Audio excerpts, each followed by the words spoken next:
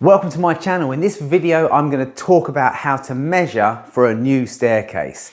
We've got a brand new dwelling here which is pretty much ready to second fix. So you can see that the walls have been plastered. They've also had a couple of coats of paint, and now we're going to be fitting the staircase. Now this is unusual because years ago a staircase was a first fix element. However, now a staircase is a big feature of a property, and we have oak in this case. It's engineered oak, and we want to make sure that it's protected. So we don't really want to fit that before the plastering because it's just likely to get marked or damaged even during the rest of the construction phase. So this is what we're going to do here. We're actually going to fit the stairs to the walls afterwards. We're also going to measure now the walls are all finished, and get that in, and I'm going to explain exactly how I do it and the tools I use. So there's nothing more needed than spirit levels, and it's really key that you use a laser level here for marking and setting out, and pretty much a tape measure, okay? And you need a notepad, and you need to make a sketch and then input this into your stair manufacturer. I'm using Stairbox, and you can input all of this information onto their website and they will form an image of what the stairs is and how it works. And there's some key considerations and rules that you have to meet to follow building regs, and we'll touch on those as we go as well. So our staircase is going to start here. So the foot of our staircase is going to start here, pretty much directly underneath the landing, which is effectively like a bridge which connects the bedrooms to each other. Our measurements we need to get first are probably the finished floor to finished floor. Now what that means is this. There's the screed, and this is our finished floor. We're going to allow from this finished floor to the finished floor that's going to eventually be up on the landing here. So that's the first thing you need to establish. Once you've established that, then you can actually get the measurement. It's no good just measuring down from this point to get that finished floor to finished floor height. What we need to do is measure from where the stairs starts, which is here, and where it finishes, which is over there, because this staircase is going to turn through 180 degrees. We're going to enter it here. We're going to use a series of winders and kites. We're going to come round along this wall. We're going to turn again, and then we're going to enter the landing at that point there. So what we need to do is make sure we measure from there to this point here. And the way we do that is with a laser. So I'll set the laser up at a height which I can just simply measure from and to. One way I like to do this is just simply using a stick or a spirit level, quite like a spirit level, because you can kind of make sure you're somewhere near plumb. And I'm just going to put a mark on here around about where the foot of the stairs is going to finish, and I'm going to check it in a few places.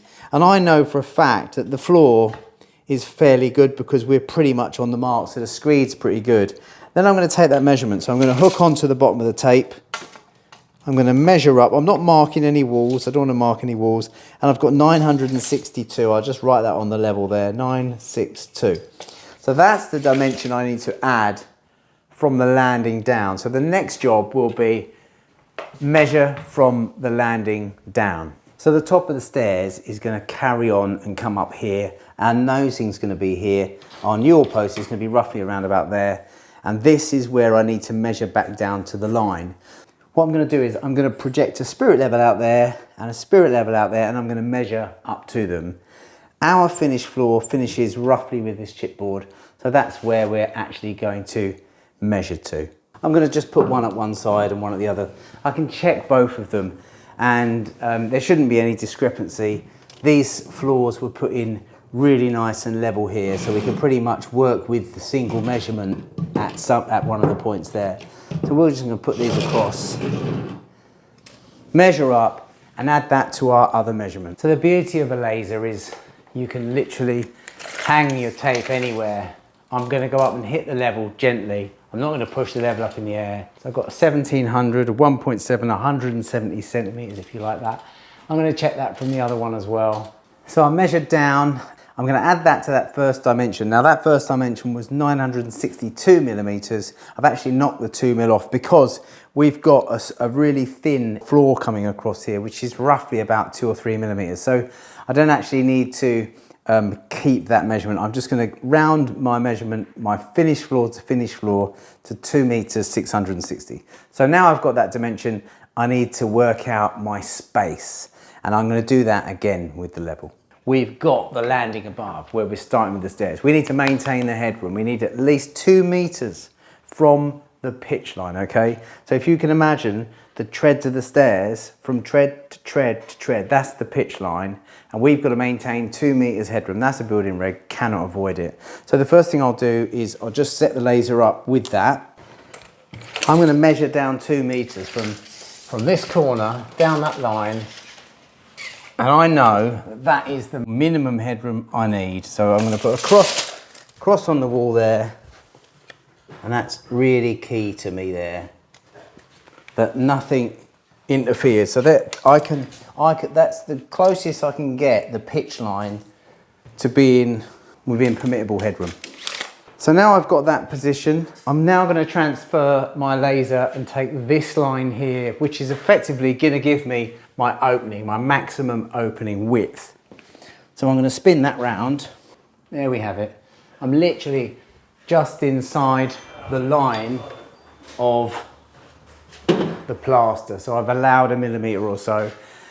And then I'm going to measure the width, but I'm not going to measure it at this point because this is where the stairs is going to be attaching, and then it's going to be traveling up there. So effectively I need to measure between this part of the wall and where the stairs will finish over there. And the reason for that is because plaster is pretty good. Plaster is pretty plumb, and these walls are particularly good, but you will get times where there's just a natural, if it's a refurb for example, there may be a wall that's out of plumb, and you're going to have to deal with that. So the last thing you need to do is measure it somewhere where it's actually not being fitted against. You need to measure it from where it needs to be fitted against. So I'm going to come up roughly a meter, which is where I estimate the fifth tread will be. I'm going to put a faint mark, and that's where I'm going to check my measurement. Then I'm going to measure across level from that mark to my laser line, and I've got 1960. So that is as tight as I can be, 1960. So I'm going to write that into the book, and I'm going to call that opening dimensions 1960. Now I'm going to give us how much space we've got between the landing and here, and I can do that again by running the laser the same way as I had it first of all. And this part of the stairs is going to come up here. So I'm going to check this dimension in a few places. So high, I've got 1360 in the middle, 1365, and I've got around about 1365 there. So I'm going to call it 1360. That's the maximum I can use. I'm going to draw a diagram as well. 1360, 1960. Now we want to know how much space we've got. So finished floor to ceiling, that's another measurement we need to input. And we've got 2.4 meters dead. So finished floor to ceiling, 2.4. So now I'd input all of those dimensions into the Stairbox website, and that will give me, or start creating, a staircase. And it will allow me to adjust the width of the strings, any of the strings as well, which could make it work for headrooms. But what I like to do is actually do that myself and then give them a call and discuss it with them as well, because they are really experienced. Obviously they make hundreds and hundreds of staircases a day. They could actually make that adjustment for you and make it work. So yeah, I always think it's worth sometimes checking with them. So if you were doing a straight flight, it's a lot more straightforward. You just need finished floor to finished floor, and then you need your go-in, okay? And also any headroom issues that you may have, bulkheads or that sort of stuff, and you can just input those. When you're doing a staircase that's turning, you've got three go-ins effectively. You've got this going, you've got this going, and you've got this going here. So that's why we need to be able to input that data and let the computer work it all out. There's a lot of building regs around staircases, like the maximum angle of a staircase for domestic use is 42 degrees. And the software that Stairbox have developed will keep everything within the building regulations. And when you're coming round a corner, you have kites and winders. A winder is a triangle and a kite is as it suggests. Where it meets the newel, you have to have a minimum of 50 millimeters at that point as well. And the going around the center of the treads has to be the same as the treads, the normal standard treads. So if your going is 230 millimeters, if you took a line around the center of the kite and the winders, that also needs to be 230 millimeters. And the most important thing is the rise. The rises of each of those steps needs to be exactly the same. People have made mistakes in the past and got it wrong, and they end up having to shorten the bottom riser or shorten the top riser. That will fail the building regs. The building inspector will fail that, okay? As will he do if you've got the headroom issues, if you've got handrail issues, if you're not using the right kind of balustrading, which is climbable, or you can fall through it. So there's lots of other considerations to be made. But they're the basic measurements for measuring a staircase. Finished floor to finished floor, headrooms, goings, dimensions of your aperture, and those are all of the things you need to basically understand for measuring and ordering a staircase. So make sure you remember to measure from where you're starting and finishing. Make sure you allow a little bit of wiggle room to get it in, especially if it's in a pre-finished aperture like this. You may be wondering why I'm missing some plasterboard here, because this staircase is interesting because it's actually going to form a downstairs cloakroom underneath. And we'll fit the stairs first and then we will build all of the walls underneath. This will allow some of the services that we're yet to add to come in underneath to form a basin as well. So what we've effectively got here is all the finished areas that need to be done. We only have to add a small area of plaster at this point once the stairs are in, and that will effectively finish the hall. So what we're trying to do is do as much of the work, the plastering, the wet work as possible, because what you want to avoid is putting any joinery into a building that hasn't been plastered yet, because the likelihood of it getting damaged or taking on moisture is a real problem on sites.